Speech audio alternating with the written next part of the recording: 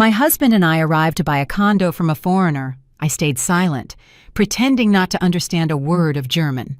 And then I heard one phrase and froze, unable to believe my ears. Welcome to the Betty Stories channel. Before we begin, please write in the comments where you are tuning in from. We are very interested to know. We wish you a pleasant listening experience with this fascinating story. Keisha closed the bedroom door and pulled a worn textbook from her hiding spot beneath a stack of bed linens. The pages were covered in her neat handwriting, with bookmarks sticking out from various sections. She turned on the desk lamp, dimming the light so it wouldn't be visible from under the door, and opened her exercise notebook. In the living room, the television was booming. Marcus was watching another football game, and she knew he wouldn't disturb her for the next 2 hours. This had been going on for 8 months. Every evening, when her husband worked late or got absorbed in his own activities, Keisha sat down with her textbooks. At first, it was just curiosity. An advertisement for free online foreign language courses had popped up on the internet. Then, it pulled her in. She liked discovering something new, feeling her brain work, sensing how words formed into sentences, and gradually beginning to understand a strange speech. It was like solving a puzzle, only much more exciting. But she told Marcus nothing, and she didn't intend to. 2 years ago, when she got excited about the idea of taking floral design classes, he had laughed at her so hard that her desire faded away on its own. "Keisha, you realize that's not a serious thing, right?" he had said back then, not even looking up from his tablet. "You'll waste money, go for a month, and quit, just like always." "I haven't quit anything just like always," she had tried to object. "I just want to try something new." "New?" he chuckled. "You have a new hobby every month. First yoga, then painting, then some other nonsense. You'd be better off taking care of the house properly." Back then, she had remained silent, but the resentment settled deep inside. And when, 6 months later, she decided to sign up for those yoga classes, he didn't even let her finish speaking. He started up again. "We don't have money for nonsense. Do you even know how much utilities cost these days?" Since then, Keisha stopped sharing her desires with him. Why bother if he wouldn't take them seriously anyway? It was as if she had become invisible in her own home. Marcus decided where they went on vacation, what furniture to buy, and when to have guests over. She cooked, cleaned, agreed, and sometimes tried to object, but he would wave her off. "I know better. You don't understand these things. Let me handle it." And Keisha retreated time after time until she got used to being a shadow in her own life. She poured herself some tea from a thermos she specifically brought into the bedroom so she wouldn't have to go out to the kitchen and attract attention. She settled comfortably on the bed and immersed herself in the exercises. She pronounced words in a whisper, checking her pronunciation through an app on her phone with headphones on. She liked the feeling that she had a secret, something of her own that Marcus didn't know about and didn't control. It was her little space of freedom in a world where everything else had long ceased to belong to her. About an hour later, the shouts of a commentator drifted in from the living room. "Looks like someone scored a touchdown." Keisha raised her head and listened. Marcus was commenting loudly on something, probably talking on the phone with a buddy. She distinguished his excited voice, his laughter. He hadn't laughed like that with her in so long.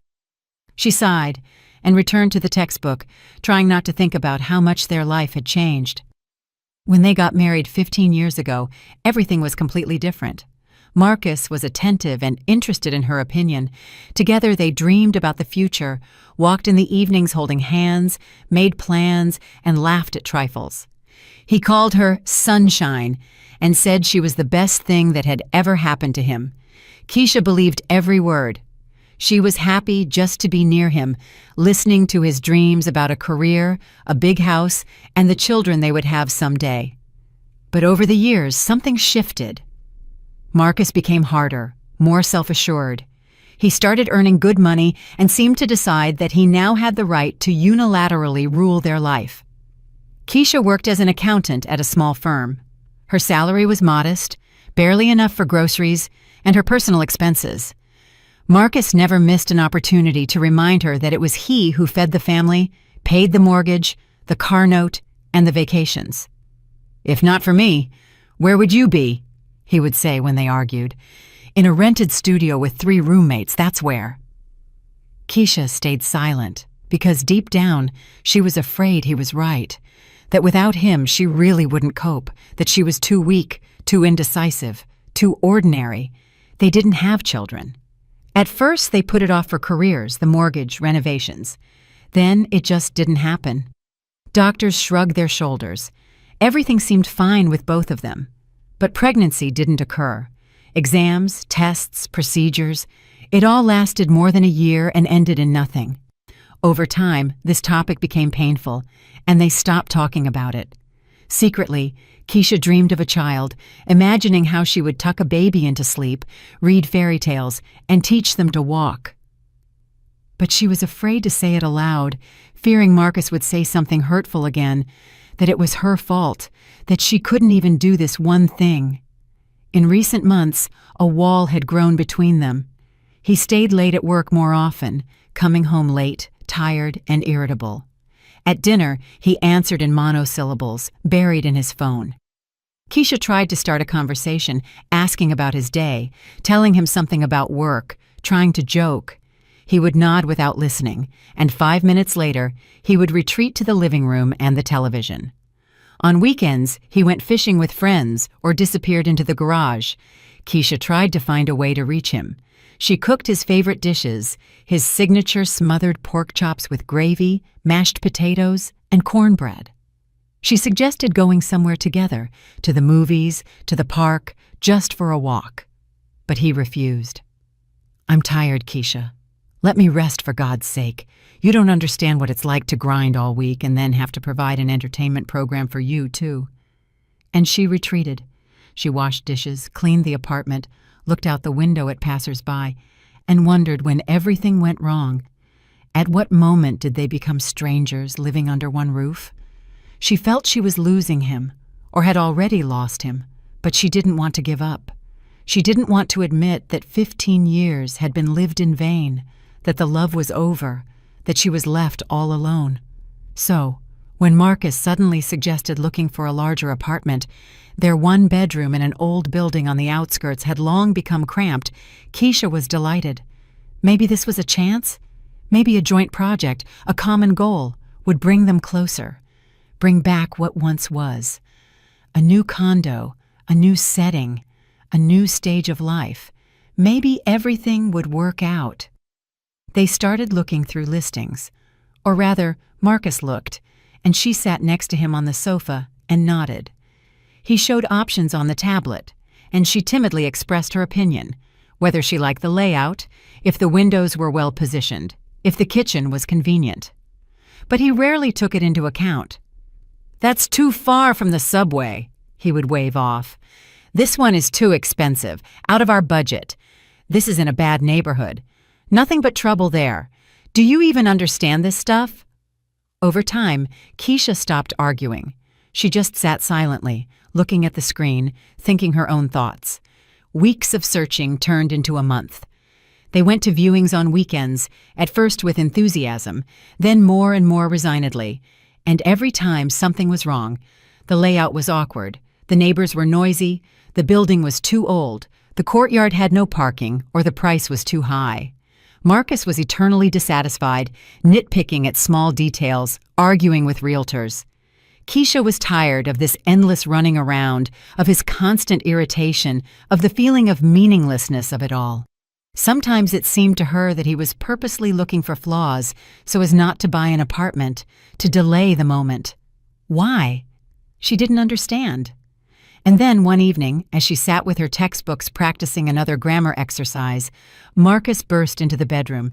He didn't even knock. He just threw the door open. Keisha flinched and barely managed to slam the notebook shut, shoving it under her pillow. Her heart beat faster. What if he noticed? "Keisha, look." He handed her his phone with a listing, paying no attention to her confusion. "This is the one. A 3-bedroom, 1,200 square feet. Good neighborhood, and the price is acceptable.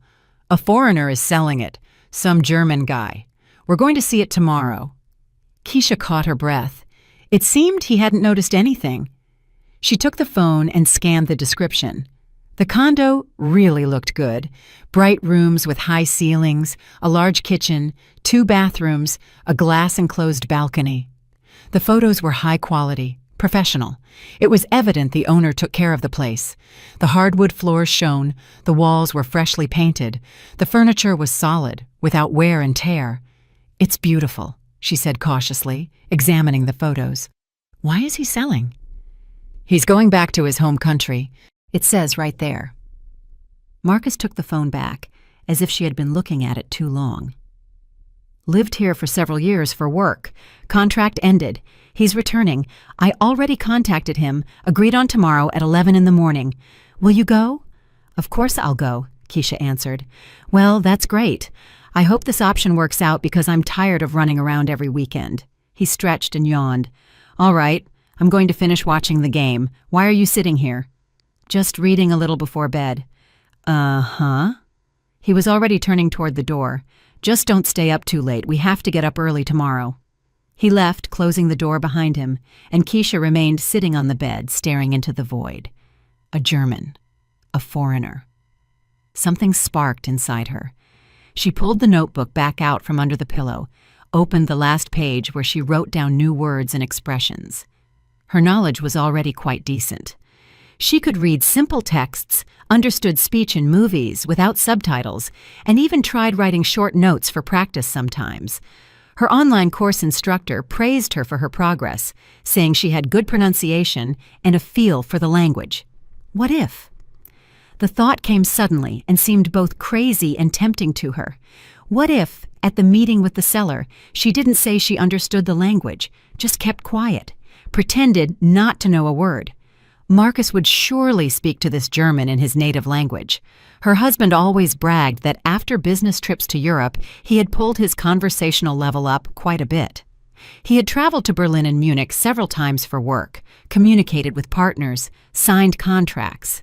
And then she would be able to hear everything they discussed, without filters or translations. Everything that Marcus might not want to tell her. Why did she need this? Keisha herself couldn't fully answer that question. Just something inside told her it was necessary. Some vague anxiety, intuition, a sixth sense, call it what you want. Maybe she wanted to check if Marcus was honest with her. Maybe she was just tired of being on the sidelines of all decisions and wanted to know the truth for once, not filtered through his interpretation. Or maybe she just wanted to use her secret knowledge at least once in her life, to feel that she wasn't as simple and helpless as he thought. She went to bed but couldn't fall asleep for a long time. Marcus snored beside her, sprawled out over 3/4 of the bed. Keisha lay on the very edge, as usual, afraid to move so as not to wake him. When he didn't get enough sleep, he became especially irritable. She stared into the darkness and thought about tomorrow. Strange excitement mixed with anxiety. What would she hear tomorrow, and was she ready for what she might hear? What if it turned out to be something terrible, something after which she could no longer return to her former life? But my former life is already unbearable anyway, she thought. What could be worse than feeling unwanted, invisible, useless every day? In the morning, they left early. The condo was on the other side of the city, in a new, prestigious neighborhood. In the car, Marcus was focused, driving silently, only occasionally throwing out dissatisfied comments about traffic and how no one around knew how to drive. Keisha looked out the window at the passing buildings, playing out possible conversation scenarios in her head. She was scared. What if she didn't understand the speech when she heard it in live conversation? What if she got confused and gave herself away? What if this was all a stupid idea, and she was working herself up for nothing? "Why are you so thoughtful?" Marcus suddenly asked, glancing sideways at her at a traffic light. "Your face is sour. Don't like the apartment already?" "No, I like it," Keisha replied hastily. "I'm just thinking, what if something doesn't work out again?" "Don't stress yourself out. It's a good option. I checked everything, the documents and the history of the condo. It's all clean." He paused, then added, "Don't worry. If anything, I'll translate everything. You understand? With foreigners, you have to be careful. They might try to scam us. These Europeans are tricky. They think we're all suckers here." Keisha remained silent, clasping her hands on her knees.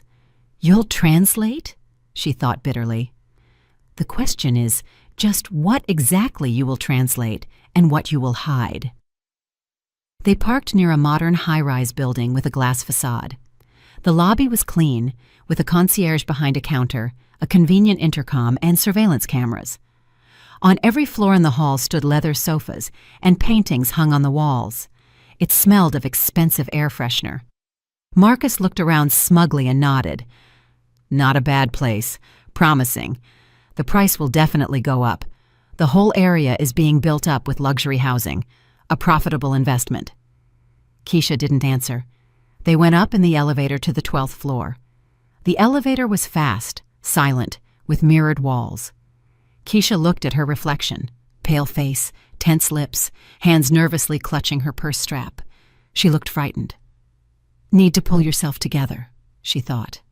Need to act calm, natural. Just keep quiet and listen. Just be yourself, the quiet, invisible saint who never interferes in anything. The elevator doors opened. They walked down a corridor with soft carpeting. Marcus checked the apartment number on his phone and stopped at the right door. Keisha felt her heart pounding wildly. It was starting now. Now she would have to play a role, pretend, be silent. Would she manage? Would she give herself away with an accidental word, a look, a gesture? Marcus rang the doorbell. Footsteps were heard from inside, confident, unhurried. Keisha took a deep breath, trying to calm down. Everything will be fine, she told herself. You'll just listen. Just learn the truth. There's nothing wrong with that. The lock clicked, and the door slowly opened. On the threshold stood a man of about 50, tall, fit, with graying hair and attentive gray eyes. He was dressed in a light shirt and dark trousers, looking neat and welcoming. He smiled and extended a hand to Marcus. Kurt Weber, he introduced himself with a slight accent and immediately switched to his native language, obviously realizing that Marcus understood him. Keisha tensed, but tried not to let it show on her face. She heard every word, the greeting, the invitation to enter, the apologies for the slight mess, although the apartment was perfectly clean. Marcus replied in the same language, briskly and confidently introducing himself, then carelessly nodded in her direction. This is my wife, Keisha. She doesn't speak your language, so I'll translate. Kurt turned to her, smiled pleasantly, and extended his hand. Keisha shook it, smiled briefly in return, and lowered her eyes, portraying shy confusion. Inside, everything tightened with tension. So it had begun. Now she wasn't a witness, just an invisible woman who understood nothing. Please come in. Kurt opened the door wider and stepped aside. They entered a spacious hallway. Keisha looked around, light wood flooring, a built-in closet taking up the entire wall, a mirror in an expensive frame, soft, diffused light from ceiling fixtures.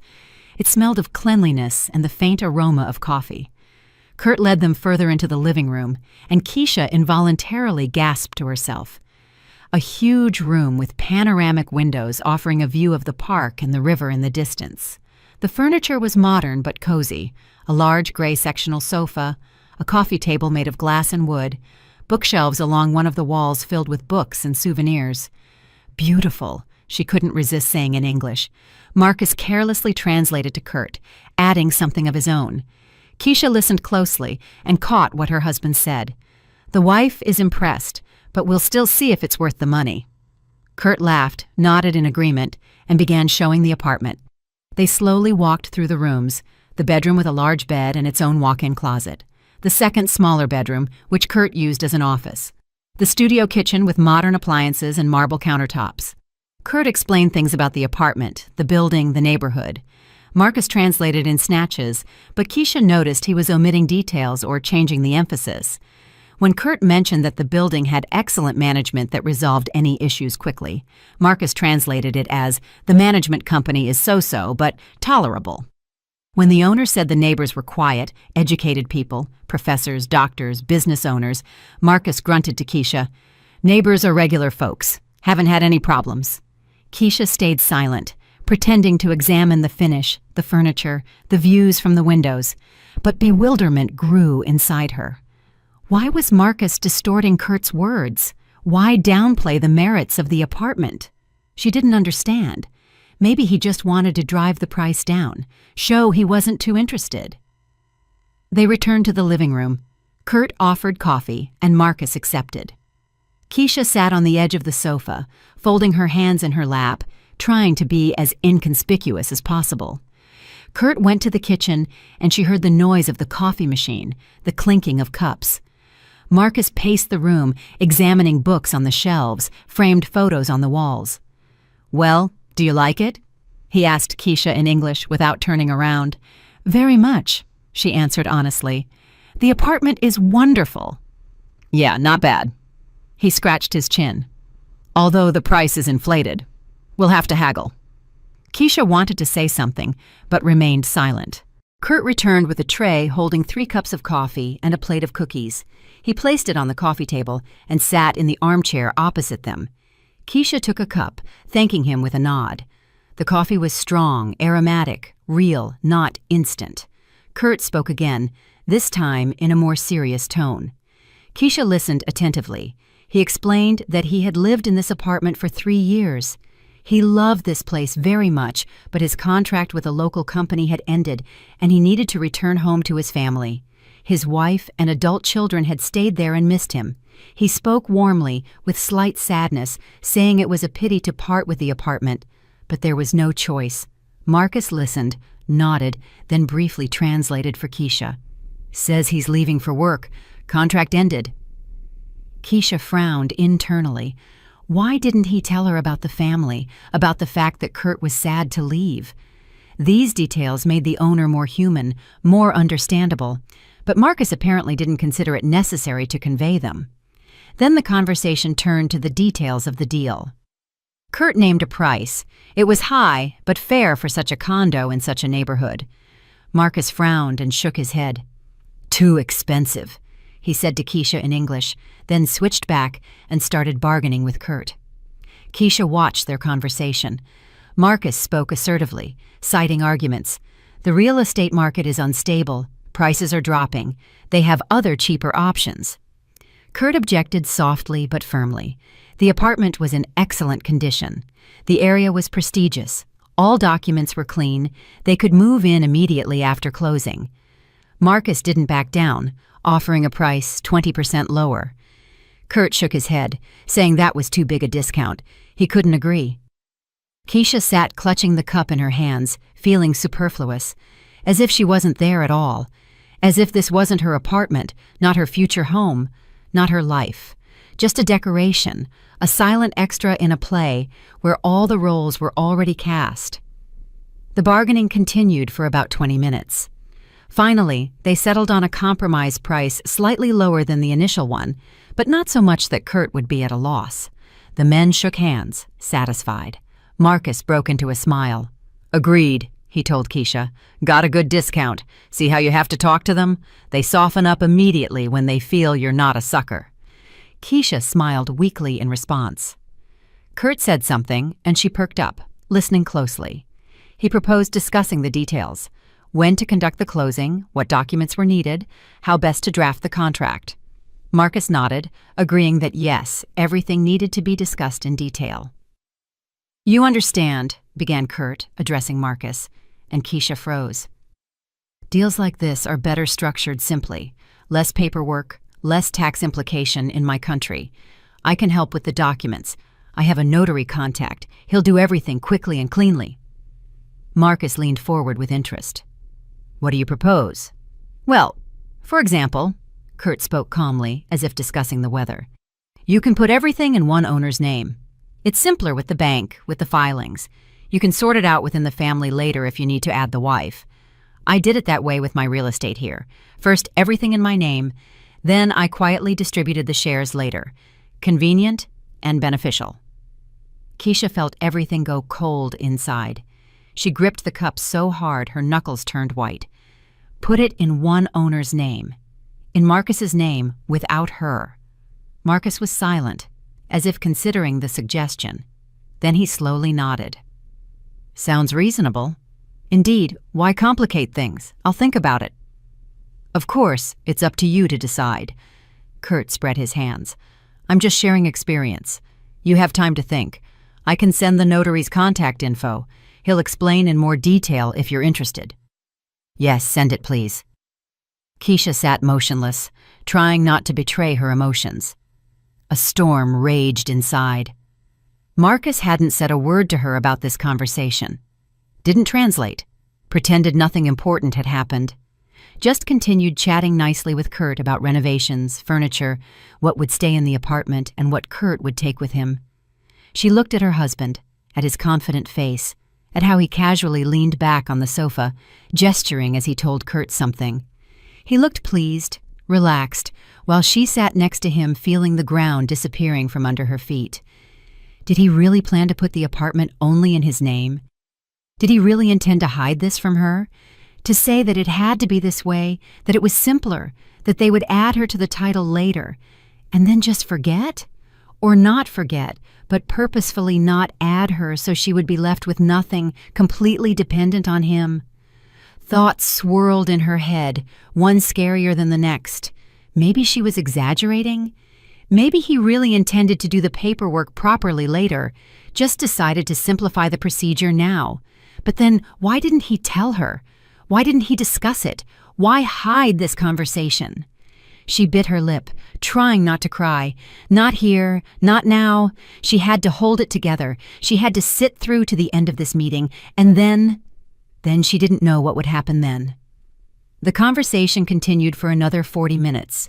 They discussed the schedule for the independent appraiser, document verification, move-out dates. Kurt was professional and benevolent. Marcus was assertive and businesslike. Keisha sat silently, mechanically finishing her cold coffee, feeling an icy void growing inside her with every minute. Then the men moved on to discussing the terms of the preliminary agreement. Kurt took out a laptop, opened a document, and began showing Marcus a standard form. They bent over the screen, discussing something. Marcus asked questions. Kurt answered. Keisha watched them from the side. Two men deciding important issues, and she was just part of the interior, a voiceless shadow. At some point, Kurt looked up and looked at her. Attentively, scrutinizingly. Keisha lowered her gaze but felt he continued to watch. Then he turned to Marcus and uttered a phrase that made Keisha's breath catch. She doesn't know that the documents will be drafted only in your name, does she? He asked quietly but distinctly. Do I understand correctly? Time seemed to stop. Keisha sat without breathing, without moving, staring into the emptiness before her. Inside, everything snapped.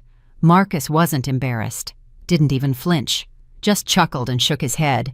What difference does it make? He said in the same language, casually waving his hand. She doesn't understand anyway. And honestly, it's none of her business.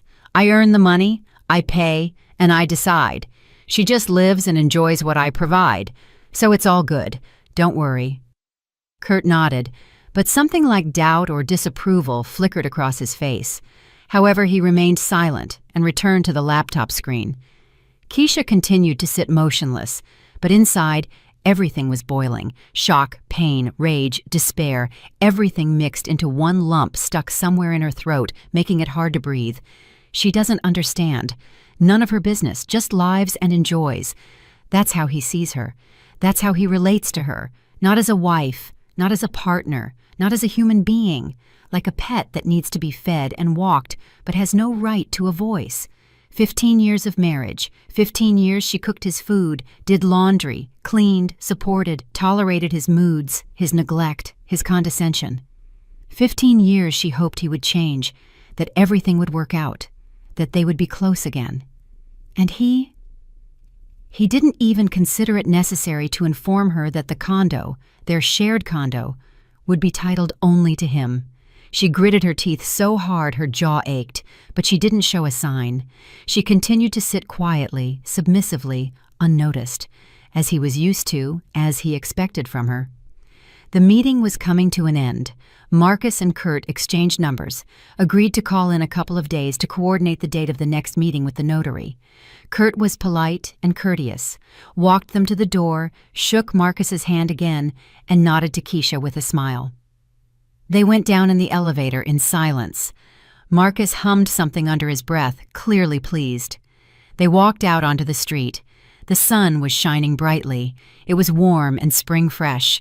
People were walking along the paths. Children were playing on a playground nearby. An ordinary day, ordinary life. Keisha walked beside her husband, feeling as if she had fallen into some parallel reality. Everything around looked normal, but a hurricane was raging inside her. They got into the car. Marcus started the engine, turned on some upbeat pop music. "Well, Keisha, nice place, right?" he asked, steering out of the parking lot. "I told you we'd find a decent option. This German turned out to be reasonable, not like those cheapskates we saw before. Dropped the price without a problem. I did good, didn't I?" Keisha looked out the window. Inside she was seething, but her voice, when she spoke, sounded calm, almost indifferent. "Yes, nice apartment. See?" Marcus tapped his fingers on the steering wheel in time with the music. "In a week we'll sign the prelim, put down the deposit, and it's in the bag. In a month and a half or two we'll move in. You can start planning renovations if you want to change anything. Although everything looks excellent there anyway, I think." "Uh-huh," was all Keisha could squeeze out. Marcus didn't notice anything, continued chattering about the condo, about how luckily everything was working out, how glad he was that this issue would finally be resolved. Keisha listened with half an ear. She was still replaying in her head those phrases she heard in Kurt's apartment. "Documents will be drafted only in your name." She doesn't understand. None of her business. Every word cut like a knife. She had lived in an illusion for so many years that they were a family, that they were together, that he cared about her, and he just kept her around like a convenient housekeeper who didn't object, didn't demand, didn't interfere. Nausea rose to her throat. She closed her eyes, trying to pull herself together. Can't cry now. Can't show weakness. Need to think. Need to decide what to do next. They arrived home. Marcus immediately flopped onto the sofa and turned on the TV. Keisha went to the kitchen, poured herself some water, and drank it in one gulp. Her hands were trembling. She put the glass in the sink and leaned against the countertop, looking out the window at the gray courtyards of their neighborhood. What now? What can she do? If she just asks him directly why he wants to put the apartment in his name, he will surely find a beautiful explanation. He'll say it's simpler for taxes, that he'll retitle everything later, that she doesn't understand these matters, and not to worry. And she would probably believe it, because she wants to believe, because it's scary to admit that the person she lived half her life with is not actually who he pretends to be. But now she knows the truth. She heard his words, his tone, his attitude. She doesn't understand. He didn't even try to hide the contempt because he was sure she wouldn't hear, wouldn't understand, wouldn't find out. Keisha straightened up. No, enough. Enough being convenient, quiet, submissive. Enough closing eyes to the truth and hoping everything will somehow work itself out. She went back into the living room. Marcus was watching some talk show, laughing at the host's jokes. Keisha stopped in the doorway, looking at him. This person intended to deceive her, to deprive her of a roof over her head, to leave her with nothing, and he thought she wouldn't even find out about it. "Marcus?" she called out. "Mm-hmm." He didn't look away from the screen. "I need to talk to you." "Later, Keisha. Can't you see I'm busy?" Before, she would have retreated, walked away, stayed silent, postponed the conversation. But not now. Not today. No, now.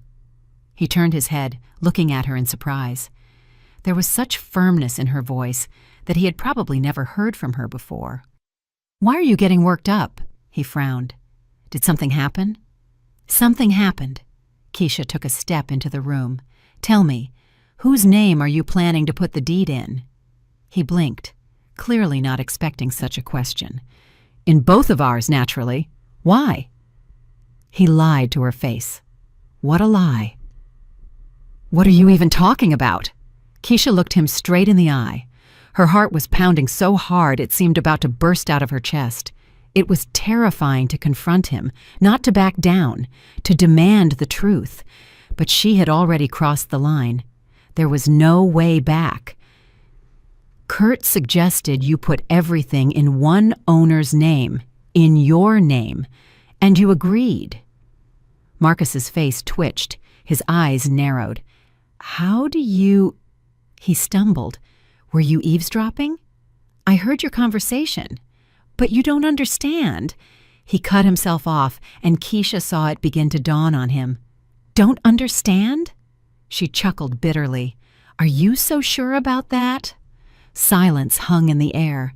Marcus looked at her as if seeing her for the first time. Then he slowly stood up from the sofa. You know the language? Disbelief mixed with confusion sounded in his voice. Keisha didn't answer, just stood and looked at him, waited for what he would say next. Marcus ran a hand over his face as if trying to come to his senses. Then he sharply stepped toward her. How long? He asked harshly. How long have you known the language? What difference does it make? Keisha stepped back instinctively. What matters is something else. You intended to deceive me. What deception? He raised his voice, and she flinched, but stood her ground. I wanted to simplify the procedure. Then I would have added you to the title. Everything would have been fine. Then, she repeated quietly, or maybe you wouldn't have added me. Maybe you would have left everything in your name. Convenient, right? I completely depend on you. Can't go anywhere. What are you even talking about? Marcus threw up his hands.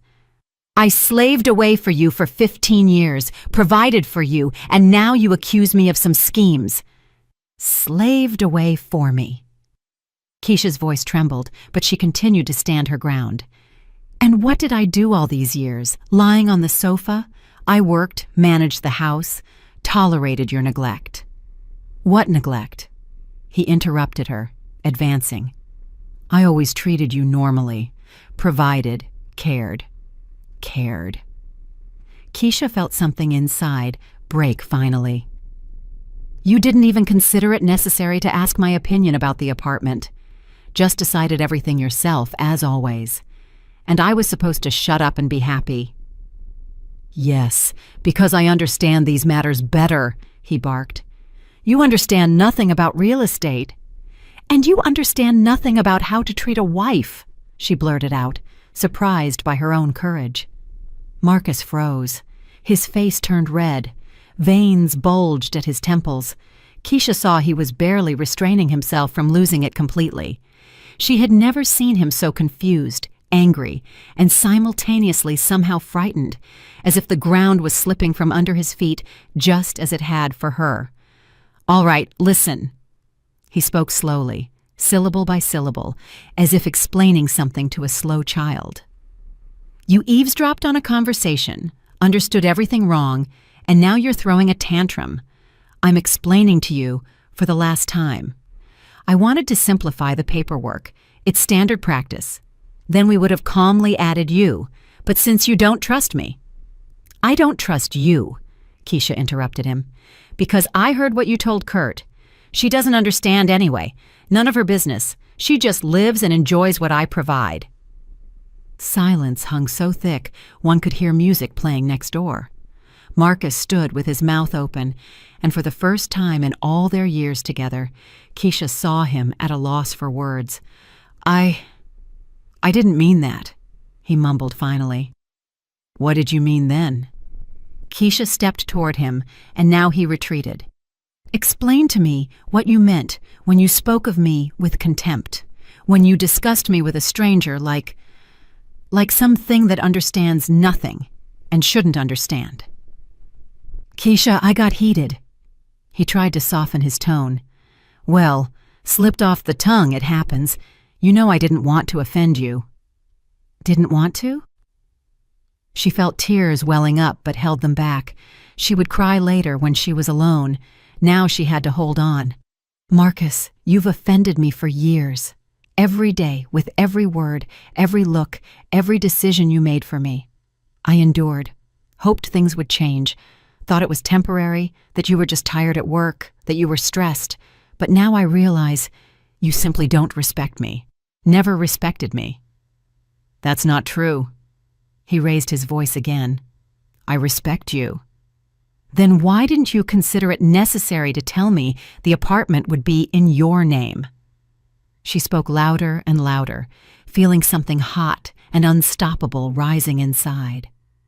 Why hide it? Why discuss it with a stranger, but not with me? Marcus paced around the room like a trapped animal. Then he stopped abruptly, stared at her. And where did you get the idea to learn the language anyway? He asked, and something prickly appeared in his voice. Why were you silent about it? Why hide it? Maybe you have your own secrets, huh? Keisha started in surprise. She didn't expect him to turn everything upside down. I didn't hide it, she said quieter. I just didn't say anything because I knew you would laugh. Like you laughed at floral design, at yoga, at everything that was interesting to me. Don't exaggerate, he waved his hand. I just spoke the truth. You constantly start something and quit. I quit because you killed any desire in me, shouted Keisha, and was frightened by the strength of her own voice. She never shouted, never. Every time I tried to start something, you said it was stupid, unserious, useless. You convinced me that I wasn't capable of anything, and I believed it, believed that I was truly that weak, senseless, worthless. I didn't say that, Marcus objected, but his voice sounded less confident. Maybe not in those words, but the meaning was exactly that. Keisha hugged herself as if she were cold. You know what's scariest? I started believing I deserved this treatment, that I should be grateful you were with me at all, that without you, I was nobody. Marcus was silent, looking at the floor. Keisha waited for him to say something, refute it, prove she was wrong, but he was silent. Say something at least, she asked wearily. He raised his head, and she saw something new in his eyes, not anger, not irritation, but some confusion, mixed with annoyance. What do you want to hear? He asked dully. That I'm a bad husband? That I hurt you? Fine, maybe I did, but I tried.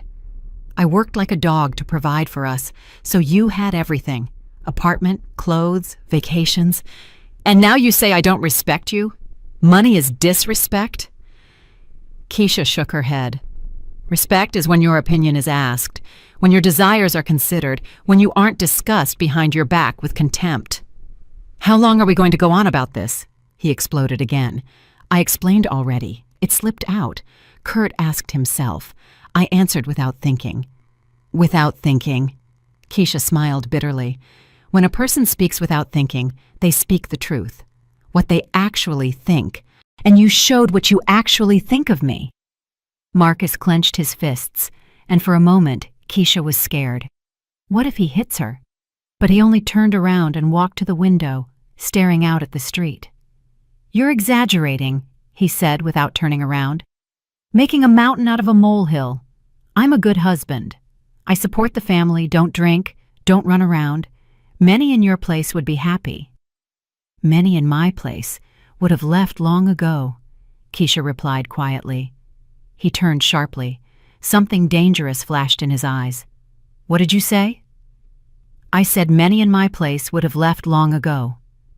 She spoke slowly, clearly, and with every word felt herself becoming stronger. Because living with a person who doesn't respect you, who considers you a burden, is unbearable. Are you threatening me with divorce? Marcus stepped toward her, his face twisted. Seriously? Over one phrase you eavesdropped on? Not over one phrase.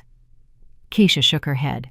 Over 15 years during which I was invisible in my own home. Over the fact that you intended to deprive me of a roof over my head. Over the fact that even now you don't understand what you did wrong. I didn't deprive you of anything, he yelled. I wanted to simplify the paperwork. You wanted to deceive me, Keisha shouted back, and her voice broke. Because you thought I was stupid, that I wouldn't find out, that I wouldn't understand anything. Because you're used to me being silent and agreeing with everything." They stood opposite each other, both breathing heavily, both at their limit. Outside the window, someone honked. Children shouted in the courtyard. Life went on, but theirs was collapsing. "I don't understand what's happening," Marcus muttered finally. And for the first time in this whole conversation, confusion, almost helplessness, sounded in his voice. "We lived normally. Everything was fine. Where did all this come from?" "Everything was fine for you," Keisha said quietly. "For me? No, not for a long time. I just kept silent, endured, hoped." "Hoped for what?" "That you would notice me." She felt the tears breaking through anyway and didn't hold them back. "That you would remember who I was when we met, that you would love me again. But you fell out of love long ago. I just didn't want to admit it." Marcus stood silently, and his face slowly changed. Anger left, leaving behind something else, fatigue, guilt, or just emptiness. "Maybe so," he said finally, and these words sounded like a verdict. "Maybe you're right? I don't know. I'm tired, Keisha. Tired of work, of problems, of everything. And you? You were always somewhere in the background, convenient, familiar. I didn't think you were unhappy, thought everything suited you." "Nothing suited me," she whispered. "But you didn't ask." He nodded, walked back to the sofa, sat down heavily, covered his face with his hands. Keisha stood in the middle of the room and didn't know what to do next. There was no strength left to scream, nor to cry.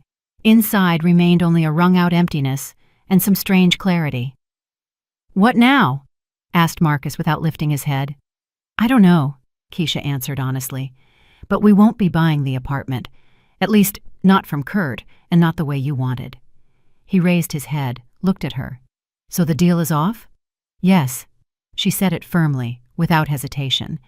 "I won't agree to the purchase if it's titled only to you, and anyway, I need time to think about us, about whether there's any point in continuing." "You want a divorce?" he stated without a question. "I don't know what I want."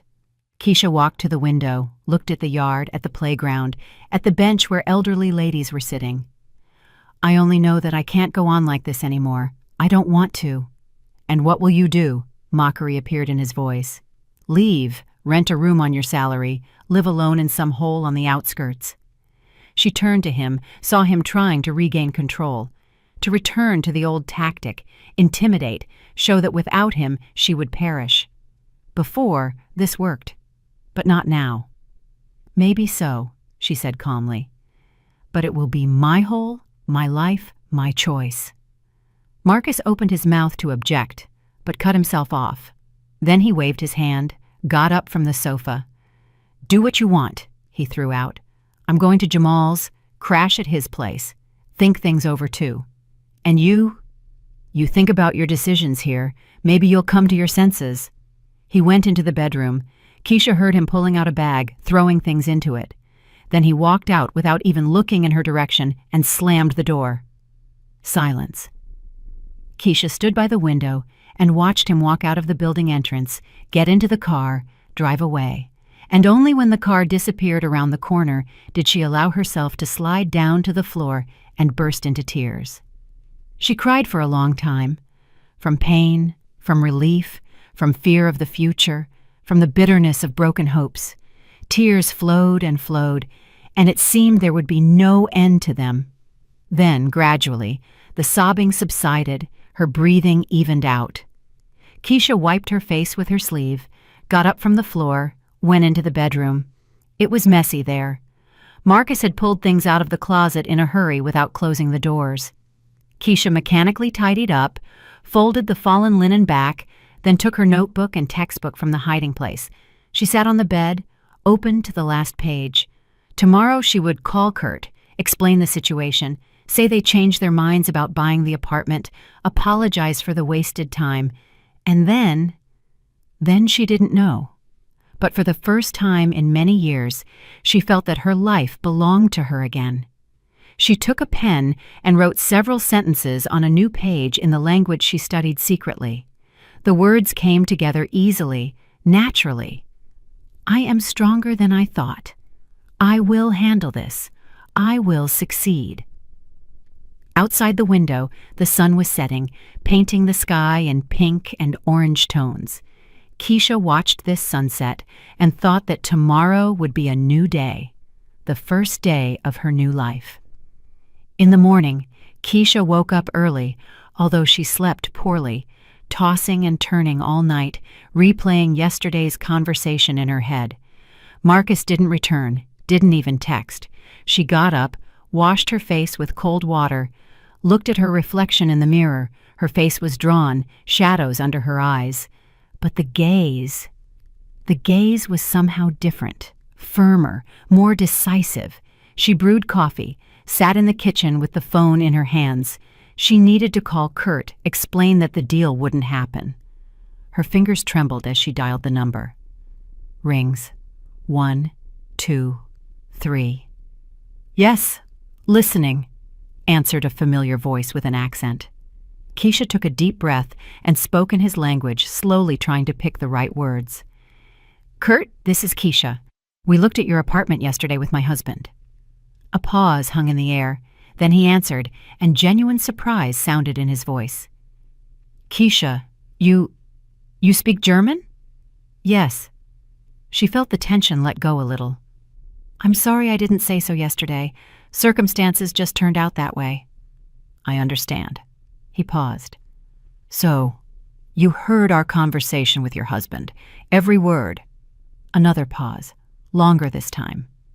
I'm very sorry, he said finally, and his voice sounded sincere. I shouldn't have agreed to such a scheme. It's just your husband was so persistent, and I thought, well, it's your family business, but I felt awkward, very awkward. You aren't to blame.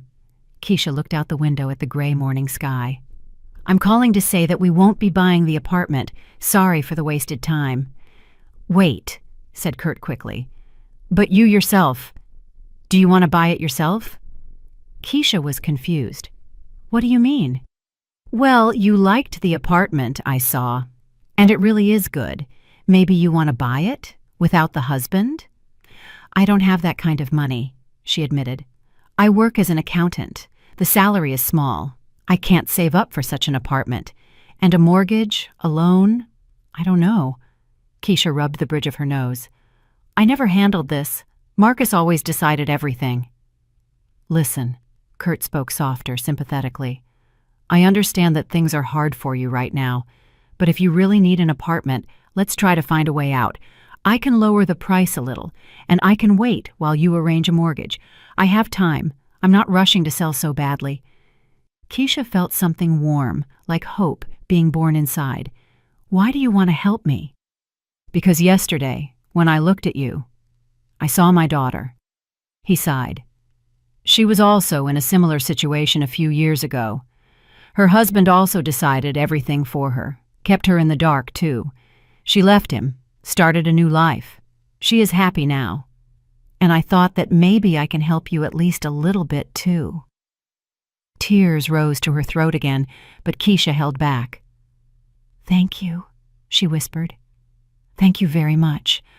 I'll think about it. I need time to figure everything out. Of course. Call when you're ready. And if you need help with documents or advice, ask. I know a good lawyer who specializes in such cases. They said goodbye. Keisha put the phone on the table and covered her face with her hands. Buy the apartment herself? Alone? Without Marcus? It seemed unreal, frightening, and simultaneously tempting. Her own housing, her own home, her own life. The following days passed in a fog. Marcus returned 3 days later, gloomy and silent. They almost didn't talk. He came home late, left early, slept on the sofa. Keisha avoided conversations too. She needed time to think, to weigh everything, to make a decision. She started studying information about mortgages, divorce, division of property.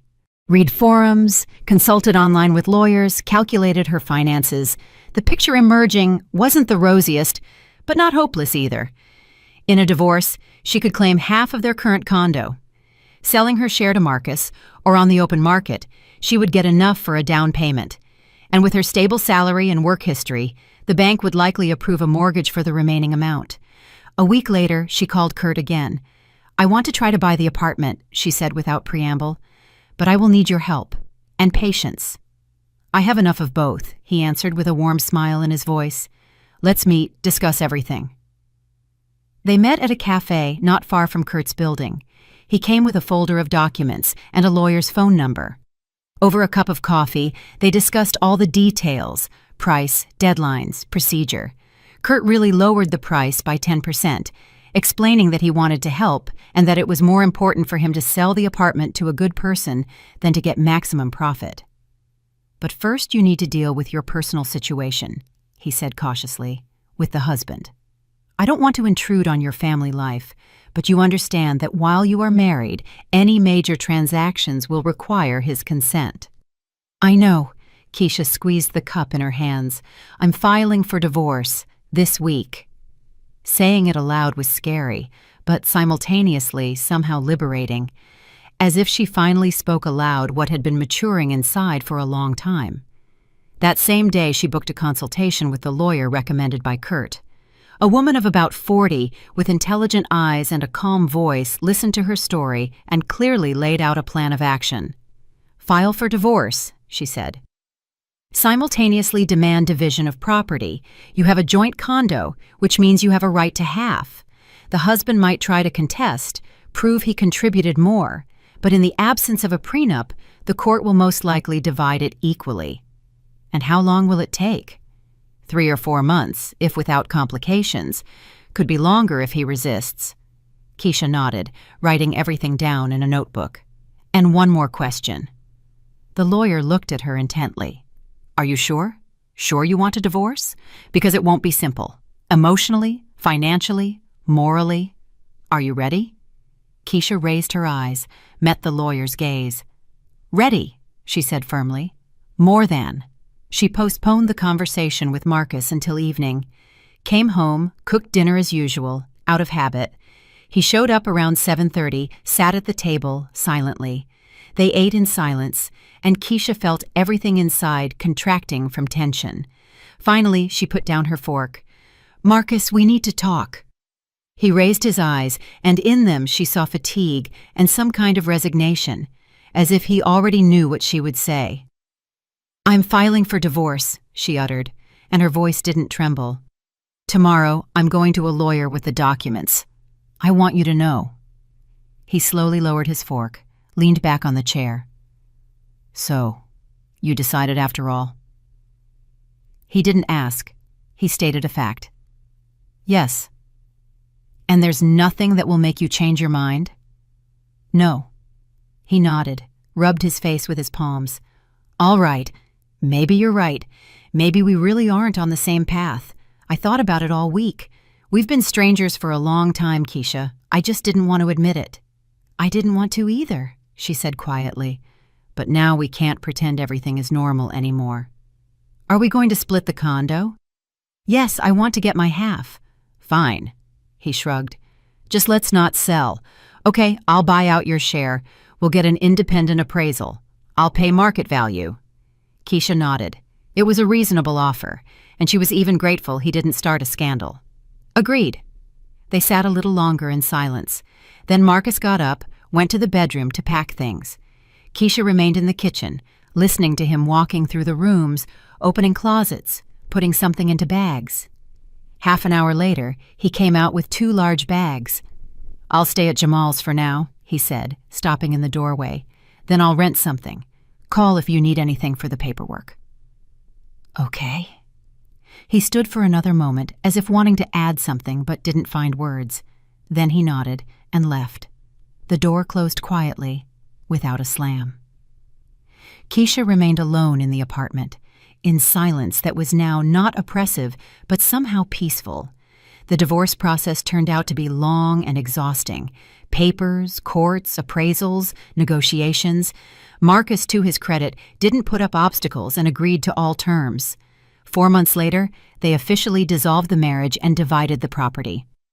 Keisha received money for her share of the condo, a sum that seemed huge to her and simultaneously was only half of what they had saved over years of marriage.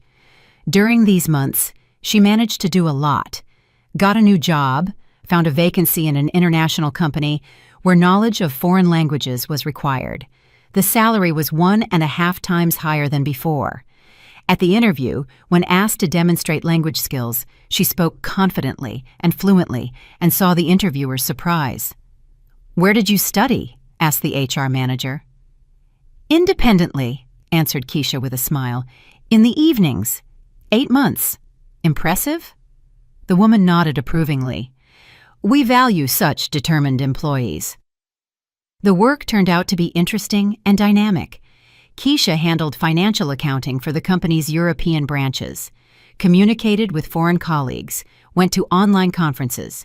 For the first time in many years, she felt she was doing something important, that she was valued and respected. Simultaneously, she processed the mortgage. The bank approved the application quite quickly. Stable job, declared income, good credit history. Kurt waited patiently, periodically calling to ask, "How are things? Need help?" "You are very kind," Keisha told him once. "Not everyone would agree to wait so long." "I told you I'm not in a hurry," he answered. "Besides, I see how hard you are trying. It is worthy of respect." Finally, everything was ready. Documents signed, money transferred, keys handed over. Keisha stood in the empty apartment, her apartment, and couldn't believe this was reality. Huge windows, bright rooms, view of the park, all this now belonged to her, only to her. Kurt left part of the furniture as promised, the sofa, dining table, bed. The rest Keisha bought gradually, choosing herself according to her taste. Hanging paintings, arranging books, setting up the balcony. Every little thing brought joy because it was her choice, her decision. She signed up for professional development courses, an intensive course on international financial accounting. Classes took place in the evenings and on weekends. There she met interesting people, just like her, who strove to develop, learn new things, change their lives. During the third class, a man of about 45 sat next to her, tall, with a pleasant smile and attentive eyes. "May I?" he asked, nodding at the free seat nearby. "Of course." "Julian," he introduced himself, extending a hand. "Keisha." They started talking after the lecture. It turned out he also worked in an international company, also recently went through a divorce, also trying to start life anew. They exchanged numbers, agreed to prepare for exams together. Meetings became regular, at first only for study, analyzing difficult topics, sharing notes, discussing cases. Then they started going to cafes after classes just to talk, exchange news. Julian was an attentive listener, didn't interrupt, didn't give unsolicited advice, just listened and understood. "You're amazing," he said once when Keisha told him her story. "Not everyone would decide on such a thing, starting everything from scratch at your age." "At my age?" She chuckled. "I'm 42. That's not so old." "Exactly," he smiled. "That's the age when everything is still ahead. You understand that, but many don't. They get stuck in unhappy relationships because they are afraid of change." "I was afraid too," admitted Keisha, "but it turned out living in fear is even worse." Over time, their relationship became warmer, closer. Julian didn't rush things, didn't pressure, just was there. They walked in the park, went to the movies, had dinner in small, cozy restaurants.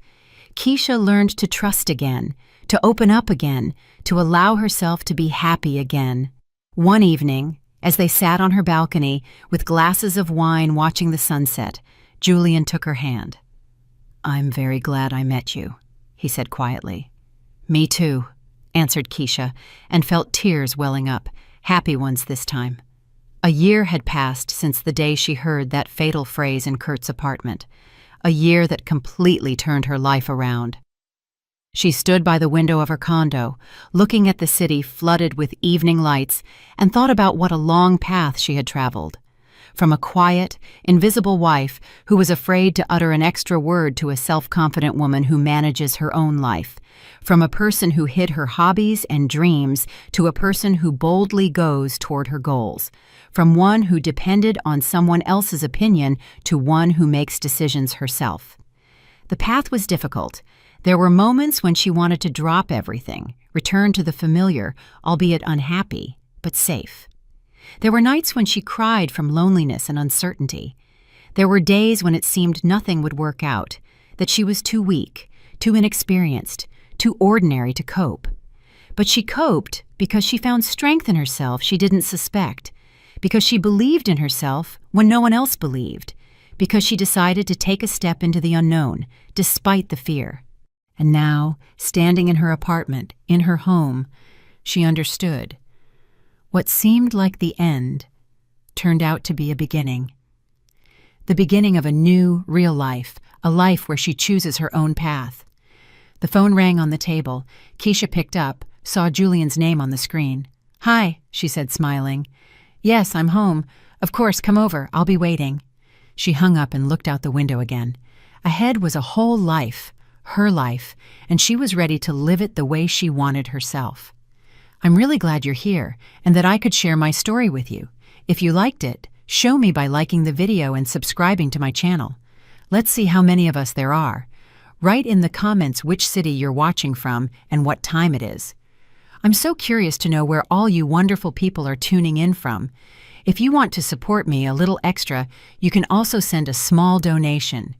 I share new life stories for you every single day.